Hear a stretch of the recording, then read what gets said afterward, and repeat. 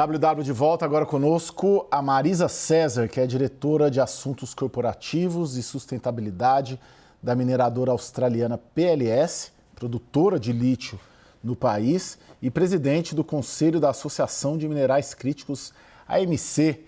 Bem-vinda, Marisa. Prazer tê-la conosco aqui. Boa noite, Caio, Daniel. Prazer estar aqui com vocês e com os telespectadores do jornal nessa noite. Prazer é todo nosso. A gente já vai contigo aí, Marisa. Vamos só antes apresentar o assunto aqui para quem nos assiste. A empresa USA Rare Earth comprou a mineradora brasileira de terras raras Serra Verde, um cenário de disputa global entre os Estados Unidos e a China pela matéria-prima essencial para as tecnologias mais avançadas. Confira. A aquisição foi de cerca de 2,8 bilhões de dólares e vem na corrida dos Estados Unidos e de aliados para reduzirem a dependência da China no setor. O país asiático domina cerca de 69% da mineração, 92% do refino e 98% da produção de ímãs de terras raras. No mercado financeiro, as ações da USA Rare Earth em Nova York dispararam 13,2% depois do mercado reagir de forma positiva à aquisição. A aproximação comercial, no entanto, diverge da relação entre o Brasil e os Estados Unidos. Isso porque o governo brasileiro ainda não assinou um acordo de cooperação em minerais críticos propostos pelos americanos em fevereiro. Essa proposta prevê cooperação para garantir o fornecimento de insumos, além de financiamento a projetos de mineração e mecanismos para estabilizar preços. O texto ainda segue em análise no Palácio do Planalto. Em meio a esse cenário, o presidente Lula tem elevado o tom das críticas ao governo americano. Durante a viagem à Europa, ele voltou a fazer declarações contra Donald Trump. Na visita do presidente à Alemanha, o chanceler Friedrich Merz mostrou interesse em aprofundar a parceria com o Brasil no fornecimento de metais críticos com foco em tecnologia. Marisa, a gente tem um fenômeno de uma empresa americana comprando a brasileira que produz minerais críticos, ao mesmo tempo que o Brasil está rejeitando um acordo de minerais críticos e terras raras com os Estados Unidos. Qual o impacto dessa notícia? Essa notícia ela traz um impacto porque, na realidade, mais uma vez a gente tem a possibilidade de ter aí um avanço de um gatilho por parte do governo por conta de que as empresas estão negociando diretamente ao invés de estarem estabelecendo por meio de acordos do governo. Todos nós sabemos que o minério é de responsabilidade da União, portanto, soberania nacional. E nós estamos vendo aí movimentos, não somente o de hoje, mas primeiramente quando a Serra Verde ela teve um investimento de 565 milhões de dólares recentemente anunciado em fevereiro pelo DFC, também americano. E agora essa notícia que traz aí a perspectiva de estar sendo feito um acordo de cooperação, traduzindo aí, fazendo agora parte de uma empresa de responsabilidade americana, o que traz um impacto para o Brasil, porque o Brasil quer muito trazer a cadeia de refino mineral. E dentro dessa discussão seria feito o que chamamos aqui no Brasil a parte de mineração e a primeira fase de beneficiamento, antes de fazermos as próximas fases, que é a parte de separação, a metalização e a propriamente, por exemplo, a produção do imã permanente, que é de uma grande importância para os Estados Unidos. Agora, Daniel, você preparou um material aí para a gente acompanhar os projetos, né, de extração de terras raras, só para a gente situar quem nos assiste em andamento aqui no Brasil. Está contigo, Daniel. Vamos lá, Caio. A gente separou aqui alguns, não todos os projetos de terras raras especificamente que estão em curso no Brasil. Tem alguns outros ali, St. George Mining em Araxá, em Minas Gerais, Brazilian Critical Minerals no Amazonas, mas esses 5 aí merecem um olhar mais atento. A gente tem ali olhando Minas, a Virides em Poços de Caldas com o projeto Colossus, a Clara, ainda em Minas, a Meteoric, também em Poços de Caldas com o projeto Caldeira, já concluiu o estudo de impacto ambiental para licença prévia, tem a perspectiva de começar a produção em 2027 ou 2028. Na Bahia temos a Brazilian Rare Earths, em Ubaíra, Juquiriçá, o projeto Monte Alto, e em Goiás esses dois projetos, o da Serra Verde, vendido hoje para a empresa dos Estados Unidos por 2,8 bilhões de dólares, 14 bilhões de reais, e outro projeto também bastante promissor, que é o da Clara, projeto Carina, em Nova Roma, no interior de Goiás, com o início das operações previsto para 2028.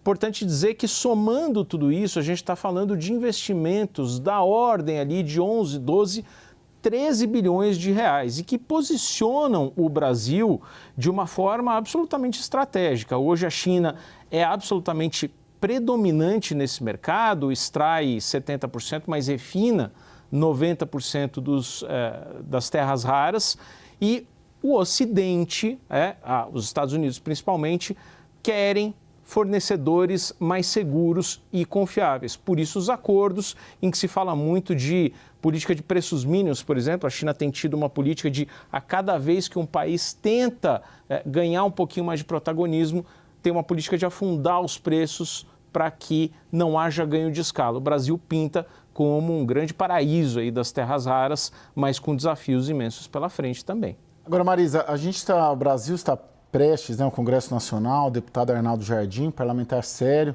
está prestes a apresentar aí o relatório dele, Política Nacional para este setor, e tem um debate que a gente tem visto bastante na política em Brasília sobre a criação de uma estatal, que seria a Terrabras. Qual a chance? A gente vai ter uma Terrabras no Brasil, mais uma estatal para gerenciar essa riqueza nossa?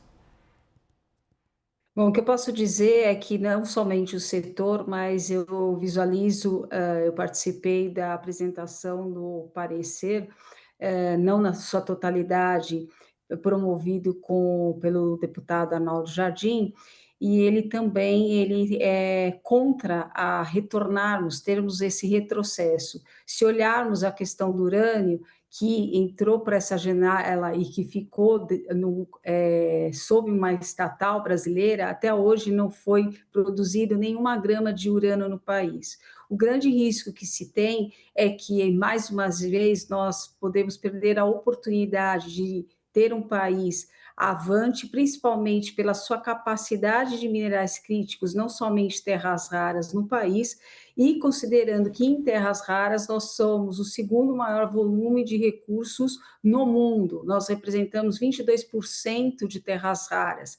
E quando o Daniel traz aqui, podemos dar mais um exemplo, por exemplo, da Clara, que recentemente também negociou para levar a sua planta para Lausanne, a planta de refino. Então, nós temos alguns entraves no Brasil que fazem com que as empresas acabem pensando e negociando alternativas pela questão de falta de mecanismos de garantias, que é um tema que está incluído na PL 2780, que o Arnaldo Jardim está à frente, que vai trazer aí um fundo garantidor, que vai trazer uma grande chance de mineradoras que estão na posição de momento de licença prévia, ou seja, estão no início, no desenvolvimento da exploração mineral, ou seja, são as empresas menores que elas não têm ativos e nem produção como mecanismos de garantia, e quando fazem suas devidas negociações,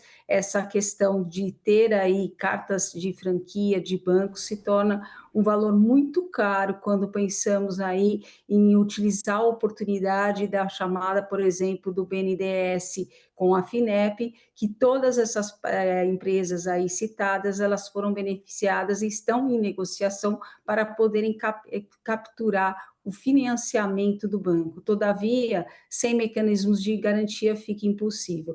Por um outro lado, respondendo à sua pergunta, acredito que a Terrabras ela não deve ser implementada este ano, todavia acredito que existe um risco, sim, a 2027, se nós tivermos aí Lula novamente no governo, pois é uma pauta que está sendo discutido muito, muito, muito por conta de garantir a soberania nacional dos minérios, principalmente dos críticos, aqueles que são essenciais para a transição energética e que a gente tem um vasto volume aqui no país. Lembrando bem que a Terrabras, ela traz um nome que remete a terras raras, mas ela engloba, pela ideia, seria englobar minerais críticos e estratégicos.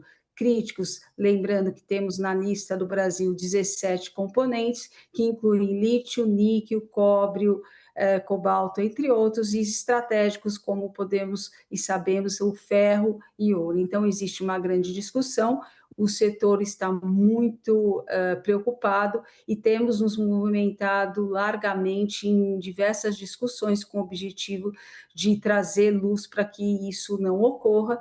E aí, respondendo Arnaldo Jardim com a PL 2780, era para ter anunciado na semana retrasada o seu parecer, mas teve uma solicitação do Hugo Mota, né, para que segurasse, que fizesse alguns ajustes. Esses ajustes estão muito mais alinhados a esta temática, porque é adicional à questão de da Terrabras, temos aí mecanismos que estão querendo impor para o setor, que seria trazer aí um imposto sobre a exportação de matéria-prima, que hoje nós não temos e que seria muito prejudicial, e que não podemos esquecer que para termos uma planta, seja de midstream ou seja de refino no país, nós precisamos ter minimamente um quantitativo de recursos que justifique termos uma planta de refino, porque senão o CAPEX, Marisa, a conta não se paga.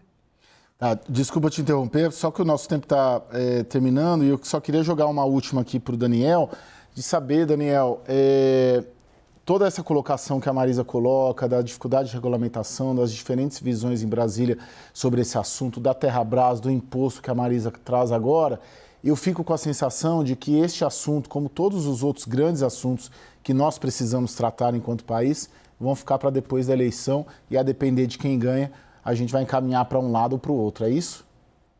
Muito possivelmente. Não dá para ter certeza de que o relatório do deputado Arnaldo Jardim, que vai ser apresentado provavelmente na quarta-feira agora, será votado na Câmara, no Senado, ainda em 2026, antes das eleições. Agora, é importante destacar que é óbvio que a gente acha ótimo, como diz o presidente Lula, que a gente tenha não mais uma vez aquele ciclo de só exportar commodities novamente, exportar minerais brutos, e sim termos uma oportunidade de industrialização, de beneficiamento desses materiais. A questão é que nos faz isso com um texto de um acordo internacional, nem com declarações, com boa vontade. Nos anos 2000, na primeira década deste século, o governo tentou transformar a Vale numa grande investidora em siderurgia, queria usinas siderúrgicas para não se exportar só minério de ferro. Depois de um tempo, o que a gente viu é que o Brasil não só não conseguiu construir mais siderúrgicas por meio da Vale, como passou a rudimentarizar o seu processo, em vez de exportar alumínio, matéria-prima, por causa do custo da energia, muitas vezes passou a exportar alumina, que é um material bruto. Enquanto as fábricas de alumínio foram para o Paraguai, por exemplo. Então, o que precisa é energia barata, licenciamento mais ágil, fundo garantidor, financiamento, incentivo fiscal. Com isso dá para desenvolver. Só com declaração ou com acordos internacionais fica mais difícil.